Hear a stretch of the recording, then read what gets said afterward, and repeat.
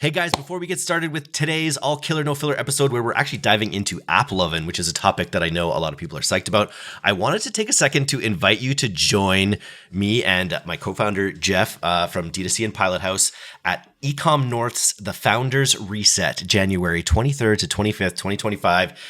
In Vancouver, British Columbia at this amazing lodge at Whistler with, I think there's going to be 30 to 50 other sort of D2C founders there. There's great speakers who are going to be there, but there's really no speaking at this event. It's more of just a chill out. There's going to be cold plunges and saunas. There's going to be 2 days of skiing at Whistler, which is one of the best mountains in the world and just in my backyard here in Victoria, BC. They only have 8 spots left, so this isn't going to be for everyone, but there's going to be a link in the show notes if you want to join us at the Founders Reset with our friends at Stallion Express and Ecom North.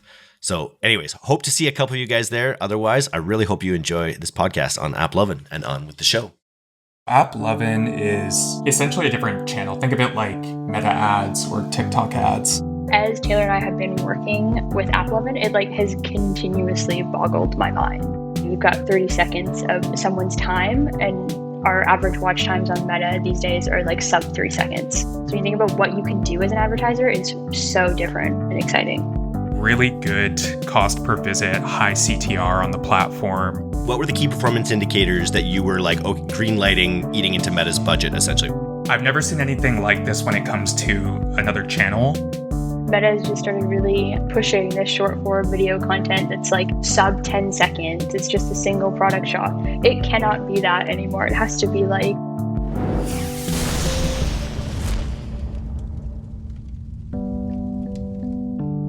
It's all killer, no filler. This is the DTC Podcast. I'm Eric, and I'm here with Aves and Taylor from Pilothouse's amazing marketing team to discuss a topic that's kind of come onto the e-commerce DTC space like a hurricane, and that is Applovin, this mobile ad network that I'm seeing DTC Twitter kind of blow up on. There's a lot of people out there spending a lot of money on it and seeing a lot of early returns, I should say. So let's back it up a little bit. Maybe Taylor, kick us off. What is Applovin?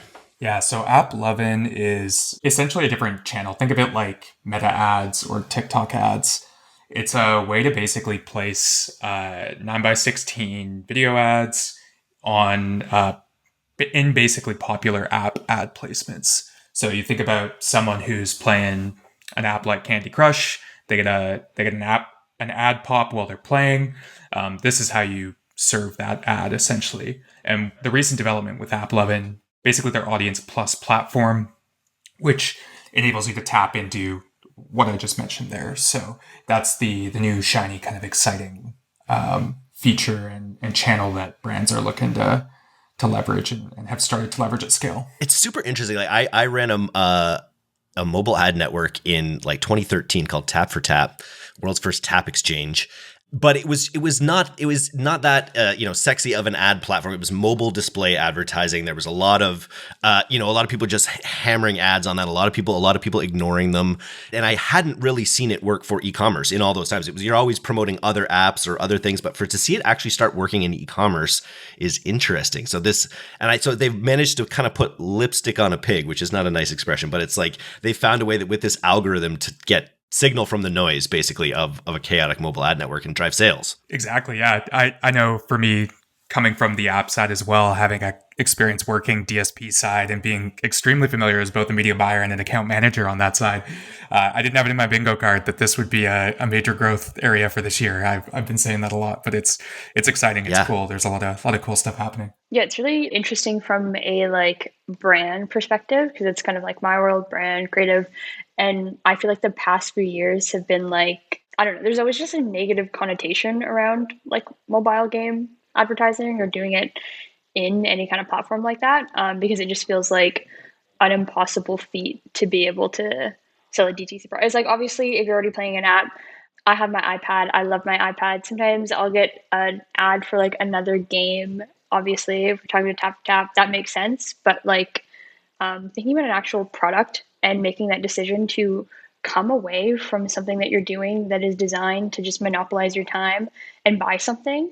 Like, as Taylor and I have been working with Applovin, it like has continuously boggled my mind, because again, as someone who's like deep in the mobile game, like I get my little iPad baby time. I cannot believe how well it's working, but it's really interesting too. We can talk about it later from like you've got 30 seconds of someone's time, and our average watch times on Meta these days are like sub 3 seconds. So when you think about what you can do as an advertiser, it's so different and exciting. It's super interesting. Coming from this mobile advertising space, the thing where my mind goes is, how do we prove the incrementality? Because you can get a lot of pixels on a lot of devices who have a lot of mobile apps on their devices. And so how do you know that you're really driving incremental new users? I see people talking about this on DTC Twitter. It's happening. People are finding brand new users that they weren't getting through Meta. But Taylor, walk us through a little bit. First of all, who can advertise on Applovin right now? What's the big caveat about who can advertise on Applovin? Yeah, so the big caveat is that you need to be currently you need to be spending a minimum of 20 grand a day on Facebook to qualify into becoming an advertiser using this tool. So that's the big caveat. But yeah, with that said, it'll be interesting to see where it goes and what they're planning into next year and beyond. Okay, so we've got this large stipulation about who can advertise there. Now, walk us through a little bit about our experience running ads on Applovin. Yeah, it's been really interesting. So went into it, planned for it to be a test, much like what you see on Twitter. Like, a lot of brands are out there giving it a go.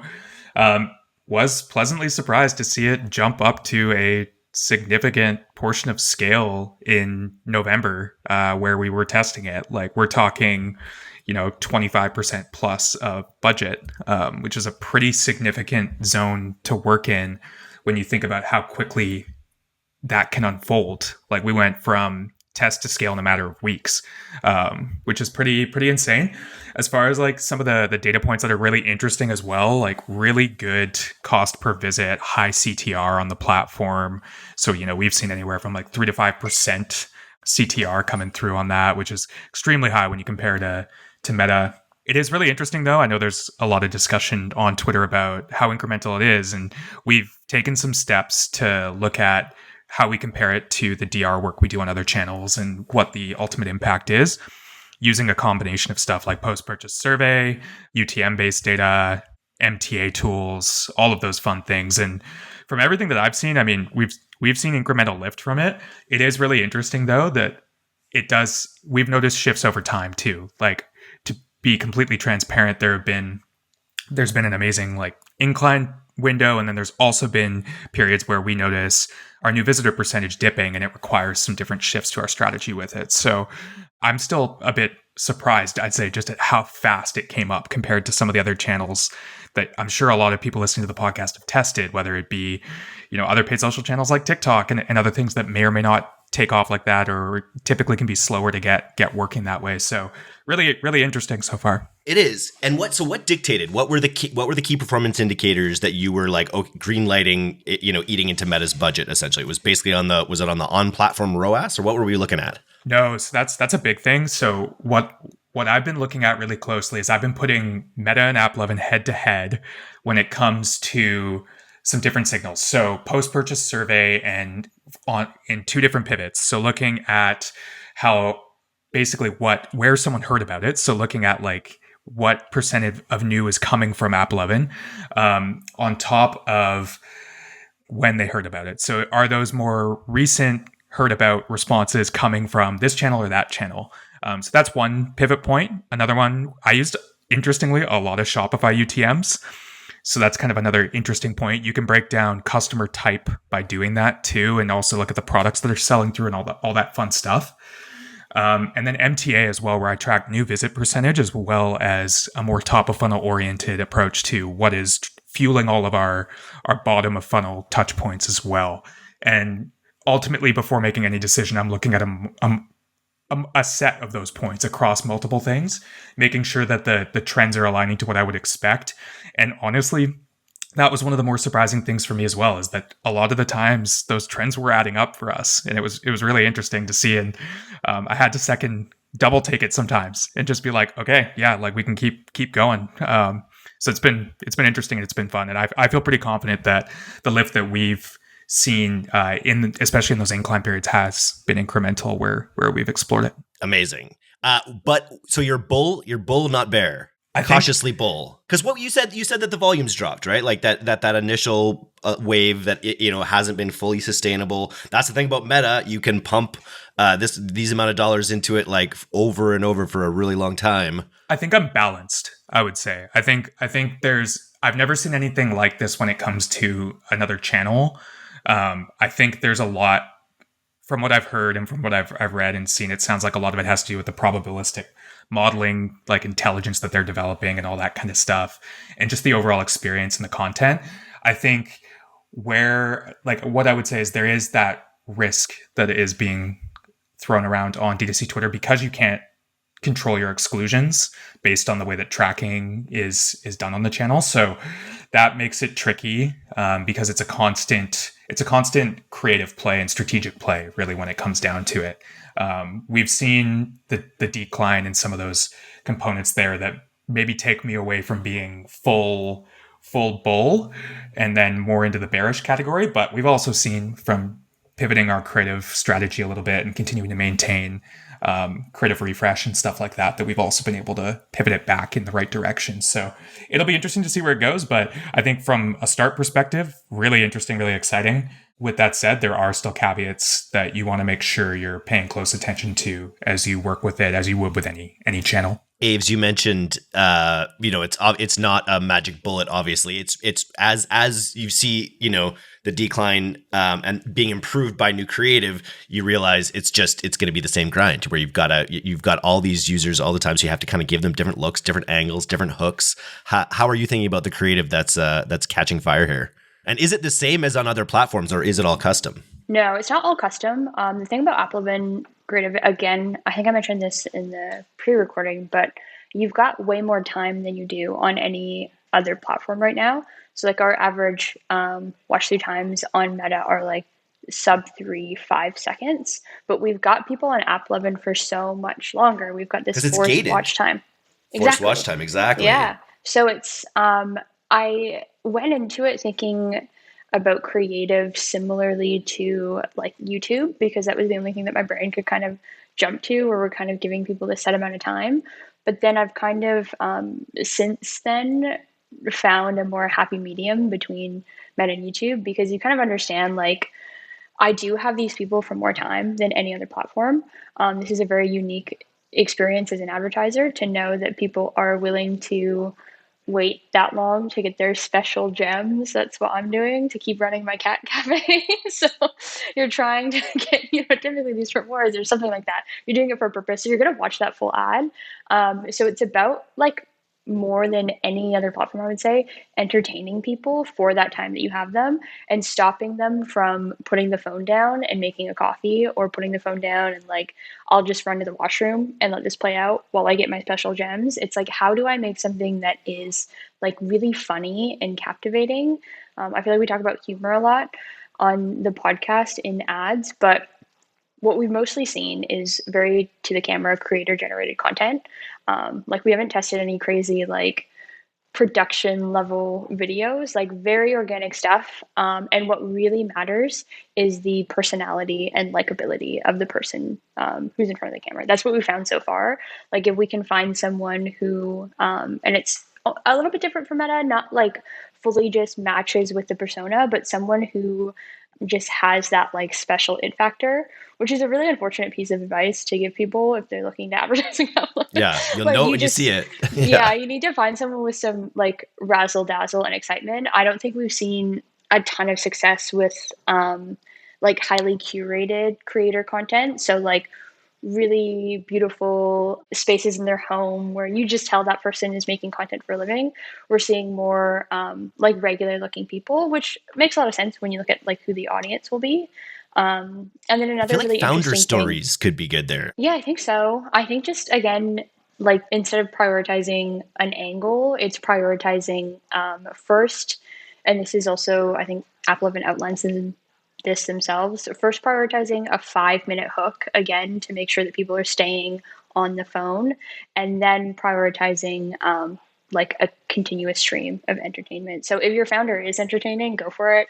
If they're kind of like a blanched potato, probably not. But giving them that insight into the actual product can be good because, again, you have them for a long time, so it depends on the product. But anything that's also featuring like the actual features of the product has done quite well, or just like the kind of headline elevator pitch. This is why people typically buy this thing, and like really hammering that home. We've seen that work too. But something that's I found really interesting, and we'll definitely keep exploring it, is like an end card on Applovin. So typically when we're making ads, like we just want to make the first like 5 seconds really interesting, or if it's a static, we want to give that person a reason to click through right away.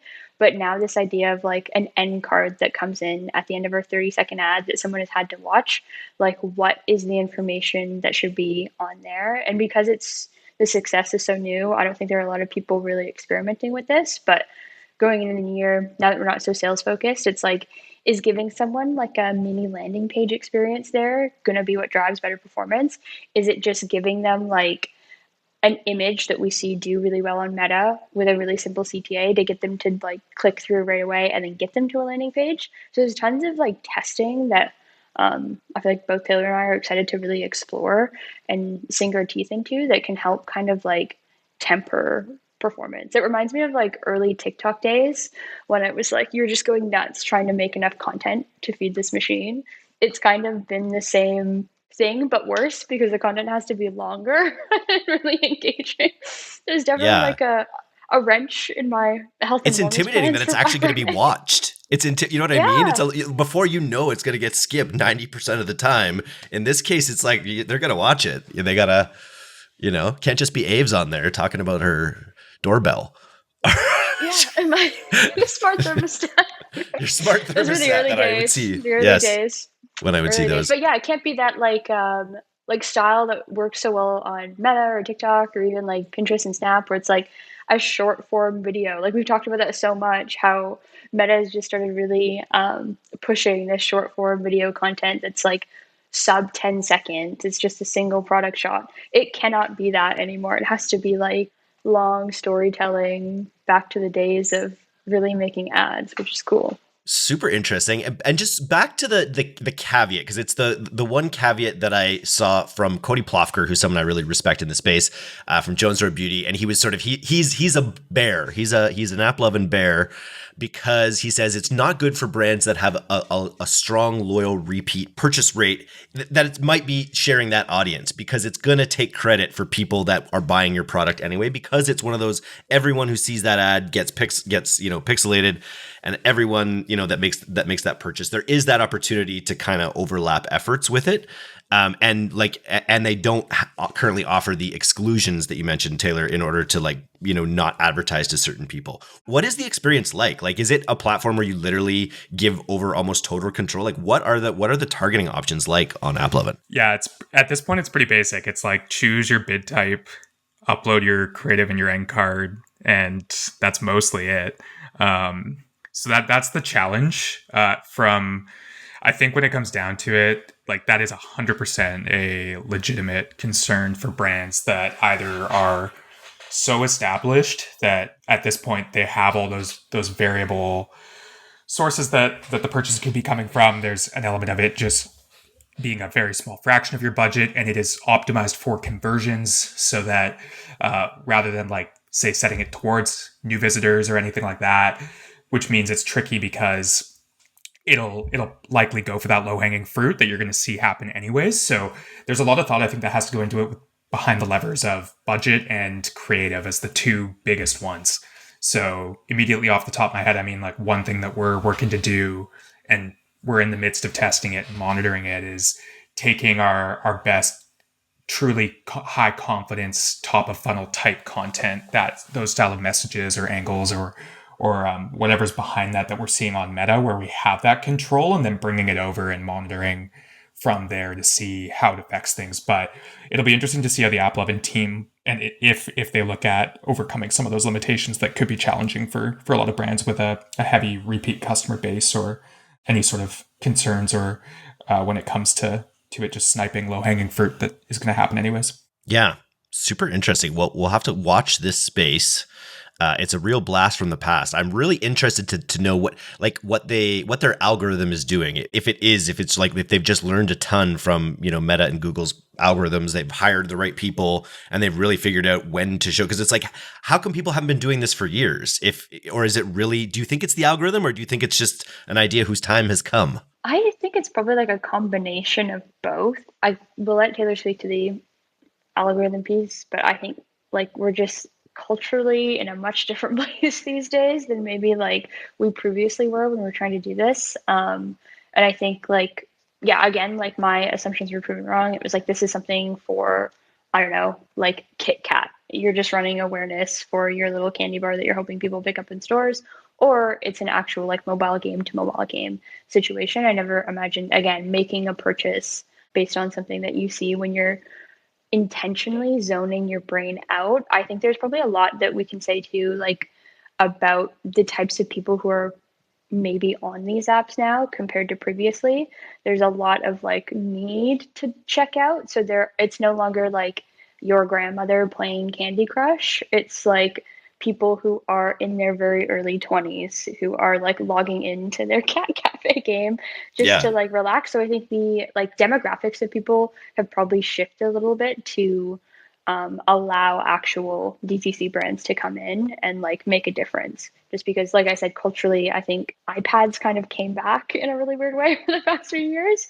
Not that they ever went away, but they definitely became like a lifeline for a generation of kids as well. Yeah, like, exactly. Just during the pandemic specifically. People started like, that's exactly what would have happened. Like people started really going back to iPads and mobile games throughout the pandemic, and it hasn't shifted since then. So I think it's like right time, right place for Applovin. Almost everyone I know has the game that they would rather not people know about that they play that is on their device that they just like. Mine happens to be NHL 2024 on Xbox, but I don't have a mobile one currently. Oh, that's not too bad. I'll go ahead and say mine is still Pokemon Go in case anyone wants to judge me for that. So. Oh, you're still working for them. You're still working for them. That's good to know. Mapping. I've got like I feel like when Taylor and I were talking about this originally, I was like really like banging them off. I've got the cat cafe. I've got cats who run like a snack stand, Candy Crush. Nice. Multiple different like animals farming games. Love that. So yeah, really interesting, especially because you think about like kids who were given iPads from birth have now grown up and have not a lot, but some purchasing power. Like you show me a slime ad on my iPad, immediately I'm probably gonna make a purchase. I just bought $200 in do-it-yourself slime kits for my daughter and my nieces. So I'm in that slime funnel. Super interesting. We'll have to continue to watch this space. When you hear the name Applovin, where does your mind go? I always think of McLovin. I just always think of I'm always just like, and I think like McLovin was like really, he was bold. He had good vibes. I was Applovin's, McLovin, kind of the same thing, Yeah. And McLovin's one of my all-time favorite movie characters. So yeah, I love it. I feel like now I have like because we really kicked off during Black Friday and the content was so different than what I was making for our like other suite of channels that we run. It gives me like a bit of a trauma response now. Where it's like it was just a lot of Taylor knows this, me in CapCut, like what am I gonna do? We have all this spend, like going through all this creator content, briefing out new creator content, and just being like, how this is so different than like across Pilothouse people were seeing a picture of the product with a post-it note work really well in their accounts. And I was like, I am Steven Spielberg over here in CapCut, trying to cut this in a way that is enticing for 30 seconds, which feels like Gladiator 2 length, like it's so long. It feels like a film. So it kind of genuinely gives me like quick lurch. I was going to say one thing to add to Aves. Just for the audience out there too, Eric, when you asked that question about what do we think it is behind it, I had the same immediate response. It's like a combination of both, right time, but also the algo. And when I compare it to Meta and what we're doing on Meta and what we're seeing work on Meta, Advantage Plus shopping obviously has become a big thing. In a lot of ways, Applovin has a lot of comparability to that, I would say, from what we've seen from a performance signal kind of perspective. And Pinterest has that now too. So it's always really interesting. But anyways, we still run a combination of both. Like I'm still running your old school CBO, ABO, as well as ASC. And I think what I'm hoping, I know these platforms often, I can tell they listen to DTC Twitter. They have conversations with the they listen the to the various pod. people. Hopefully they listen to the pod. Oh yeah. But knowing with like what's potentially coming up there, it's exciting for me to see another major player coming in and offering something like this. And Applovin, if you're listening, I would love a more audience controlled product to be dropped next. That would be really fun to test. Well, it's interesting because all the platforms we came up with have all the levers, and they're trying to take the levers away from you and give them to AI with all of their great rollouts that they're doing. Applovin learned from this and is just like, no, you just get the AI. You put in your results, and I'm sure they'll be loath to give over control, but I wonder if they'll listen to these critiques of on this podcast and on D2C Twitter. Very interesting. Yeah, it's also, not to appeal too much to Applovin, but it's also been great, like, working with them and really interesting. I find usually, everyone knows they're like really great reps, really bad reps, but it's been really like almost exciting to be part of this test and like see them also experiencing this success. Has just been like a different vibe. Again, there are good reps, there are bad reps. Sometimes you can tell they're kind of lifeless back there, but it's really interesting to like be working with a group of people who are like doing something really cool in the space and really bringing the energy. It's the most positive thing ever said about ad reps. I know we love our ad reps, but on this podcast for sure. But I bet maybe they're surprised by it, or that this like it is that they're driving all these purchases from mobile apps. Wow, you learn something new every day. That's why I love doing this podcast, guys. So we're going to do, I think in the new year, this is going to go out like right. So thanks for listening to this. This is like right between Christmas and New Year's, I think, when this is coming out. But in the new year, we'll be doing something about Black Friday, taking away your top insights from this year's interesting Black Friday, Cyber Monday. So we'll look forward to that. Thanks for coming on the All Killer No Filler show today, guys. This was great. Thanks for having us. Thanks for having us.